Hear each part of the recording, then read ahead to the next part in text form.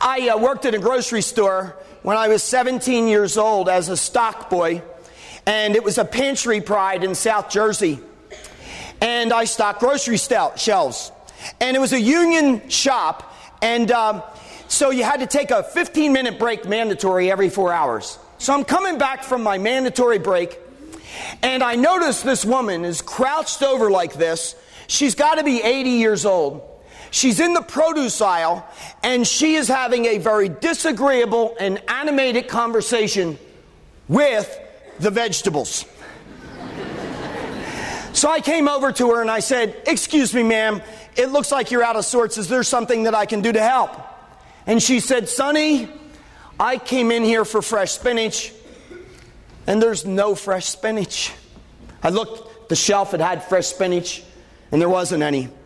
So I said, "Well, why don't I go back through those double doors over there where they keep all the extras, and I'll see if we've got some back there." And she said, "That would be great." So I went back there. Now I have to tell you, she didn't know this, but that was a different union.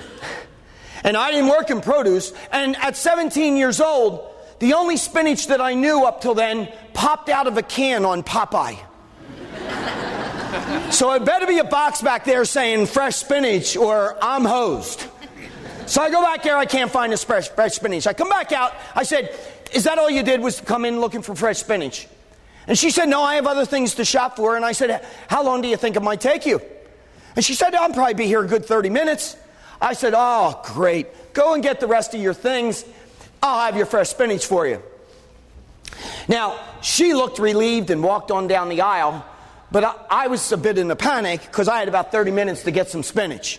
So I ran out to my car in the parking lot, and I drove 1.5 miles to the ShopRite, one of our competitors. And I bought 6 bags of fresh spinach, and I came rushing back into the store, and she was standing in line. And I said, "How does this look?" And she says, "That looks perfect." And I said, "Well, how many bags would you like?" And she said, "Oh, I just need 1. I said, "Why don't we do this? Take 2, and it's on us. We really appreciate your loyalty as a customer. Thanks for shopping here." Now, you know, in some cultures, I would have been fired for that. I didn't have authority to do it.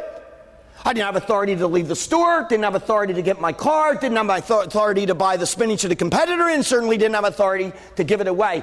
Had I been fired that day, gosh, it would have been a great day for me, because it would have released me to go find a company that would reward and recognize that behavior, just like people are going to be rewarded and recognized this afternoon here for similar types of acts.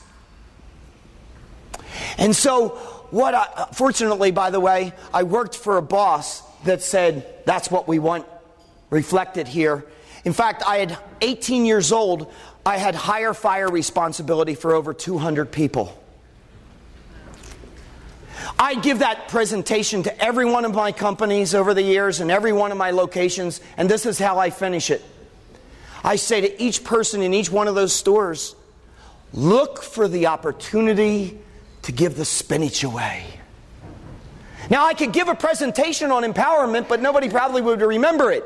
But 6 months later, I go into one of your stores and say, "Anybody got any good spinach stories for me?" I saw spinach stories already this morning.